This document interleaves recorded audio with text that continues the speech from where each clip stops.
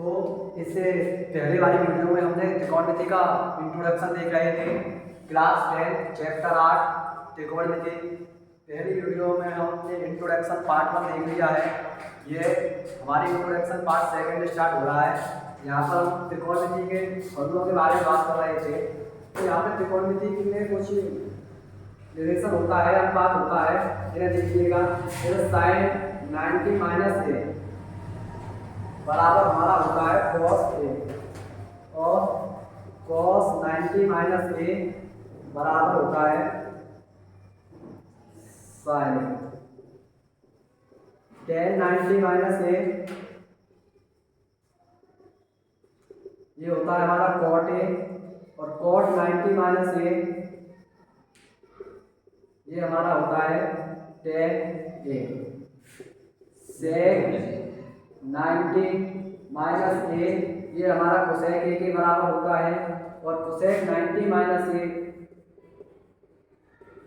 ये हमारा सेक ए के बराबर होता है। ठीक है, इस प्रकार हमारे 6 फॉर्मूले हो गए। हमें इसी क्रम में याद रखने होते हैं कि जब साइन 90 माइनस ए करते हैं तो एक साइन कॉस में चेंज हो जाता है, और कॉस 90 माइनस करते हैं तो एक साइन में चेंज हो जाता है। tan 90 minus A cot A हो जाता है, और cot 90 minus A tan A हो जाता है। sec 90 minus A cosec A हो जाता है, और cosec 90 minus A sec A हो जाता है। इसके बाद आपके ये फॉर्मूले खत्म हो गए। इसके बाद हम एक मानों की एक टेबल बनाना सीखेंगे। या तो आप उसे लर्न कर सकते हैं, या फिर सीधे सीधे उसकी मतलब टेबल बना सकते हैं। तो मैं आपको टेबल को बनाना और लर्न करना दोनों तरह से बताऊंगा। जिस तरह से आप उसे समझें उस तरीके से इसे याद रख सकते हैं। जैसे हम यहाँ पे लिखना स्टार्ट करेंगे। सबसे पहले हमारा यहाँ पे एंगल होता है। यहाँ पे हमारे कोणों के मान होते हैं, किस किस की वैल्यू है। यहाँ पर हम 0 डिग्री लिखते हैं। यहाँ पर हमारी 30 डिग्री होती है। 30 अंश, आगे 45 की वैल्यू होती है। 45 अंश बोलते हैं। आगे 60 डिग्री 60 अंश बोल देते हैं। उसके आगे 90 डिग्री 90 अंश बोलते हैं। और सबसे पहले हम यहाँ पर अपने मान लिखते हैं तो साइन लिखते हैं। उसके बाद कॉस लिखते हैं।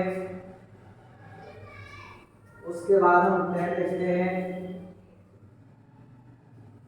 उसके बाद यहाँ पर cot लिखते हैं। उसके बाद हम यहाँ पर कोसेक लिखते हैं। उसके बाद हम यहाँ पर सेक लिखते हैं। ठीक है, ऐसे जैसे हम इनके मान लिखते हैं तो साइन 0 की वैल्यू, कॉस 0 की वैल्यू, इन्हें हम ऐसे लिख लेते हैं। ठीक है, जैसे साइन 0 की वैल्यू हम यहाँ पे लिखेंगे तो साइन 0 की वैल्यू हमारे लिखने के 2 तरीके होते हैं। सबसे पहले आप 0 1 2 3 4 ये लिख लेते हैं, और इन सब में 4 का डिवाइड लेते हैं। 0 1 2 3 4 लिख लेते हैं, और इन सब में हम 4 का डिवाइड लेते हैं। 0 लिख लिया, 1 लिख लिया, 2 लिख लिया, 3 लिख लिया, और ये 4 लिख लिया, और इन सब में 4 का डिवाइड लेते हैं। तो डिवाइड देते टाइम पहले हम जितना सॉल्व हो सकता है अपना सॉल्व कर लेते हैं। उसके बाद इसका वर्गमूल ले लेते हैं। सबसे आसान ट्रिक है, 4 तक काउंटिंग लिख लीजिए 0 से स्टार्ट करके, और 4 का सब में डिवाइड दे दीजिए। 4 का डिवाइड देंगे तो 0/4, 0 में हम किसी का भाग देते हैं तो हमारा 0 ही आता है। इस प्रकार हमारी साइन 0 की वैल्यू 0 हो गई।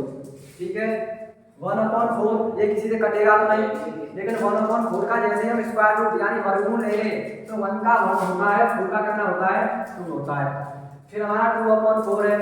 2/4 पहले हमारा कट जाता है। 2 1 या 2 2 2 या 4 यानी 2 से काट दिया, 2 से 2 एक बार काट दिया, 2 से 4 2 बार काट दिए। अब इसका हम वर्गमूल लेते हैं। जब 1/2 का वर्गमूल लेंगे तो 1 का वर्गमूल 1 हो जाएगा, 2 का कितना हो जाएगा √2। उसके बाद 3/4 पर आते हैं, 3/4 पर आते हैं। यहाँ पर 3 से 4 कटता नहीं है, सीधे सीधे इसका वर्गमूल लेना होता है। तो 3 का वर्गमूल होता है हमारा √3 या √3, और 4 का वर्गमूल होता है 2। 4/4 4 से 4 एक बार हमारा कट जाता है, और 1 का वर्गमूल भी हमारा 1 होता है।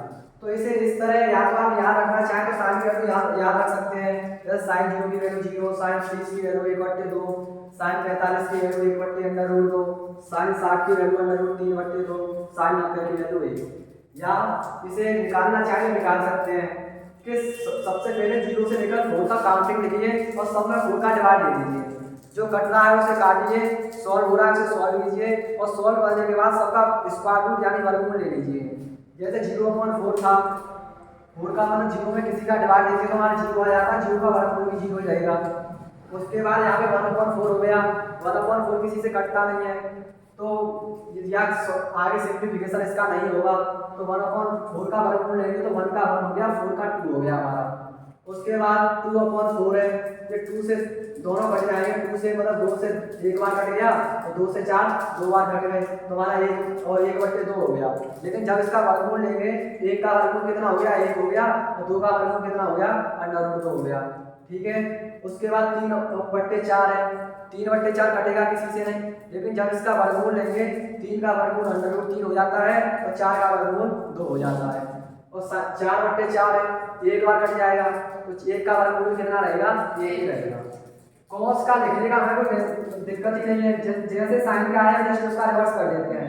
साइन 90 वाला 0 का आ जाता है, 60 वाला लिखो, फिर मतलब क्रम में जस्ट विपरीत से लिखते चले जाते हैं, फिर ये लिखेंगे, उसके बाद ये लिखेंगे, उसके बाद ये लिखेंगे, तो जस्ट रिवर्स कर दिया।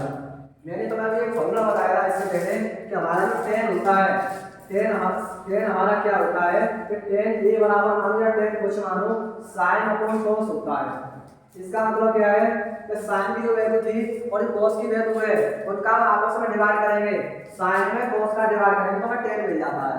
ठीक है, तो जैसे sin 0 की वैल्यू हमारी 0 थी और tan 0 की वैल्यू कितनी है, 1 है, तो 0 में हम 1 का डिवाइड करेंगे, 0 में किसी का डिवाइड करते हैं तो क्या आता है, 0 आता है, तो tan 0 की वैल्यू 0 हो गई। अब यहाँ पर वैल्यू निकालेंगे, sin 30 की वैल्यू है 1/2 और cos 30 की वैल्यू है √3/2। अब ऐसी 4 संख्या आ जाए तो हम फर्स्ट का लास्ट से मल्टीप्लाई करते हैं, तो 1 का किससे करेंगे, 2 का 1 का मल्टीप्लाई करेंगे 2 से, और बीच वाली संख्या का मल्टीप्लाई करते हैं और 2 का मल्टीप्लाई करेंगे किससे, √3 से, तो 2 × √3, 2 से 2 कट गया, 1/2 कितना बचा, √3 या 1/√3, तो 30 की वैल्यू हो गई 1/√3। उसके बाद देखिए यहाँ पर 1/√2 है, यहाँ पर 1/√2 है, ये भी 1/√2, ये भी 1/√2, सेम संख्या, सेम का सेम में डिवाइड नहीं तो हमारा 1 आ गया। अब जब यहाँ पर डिवाइड करेंगे तो tan sin 60 में हमें cos 60 वाले का डिवाइड करना पड़ेगा।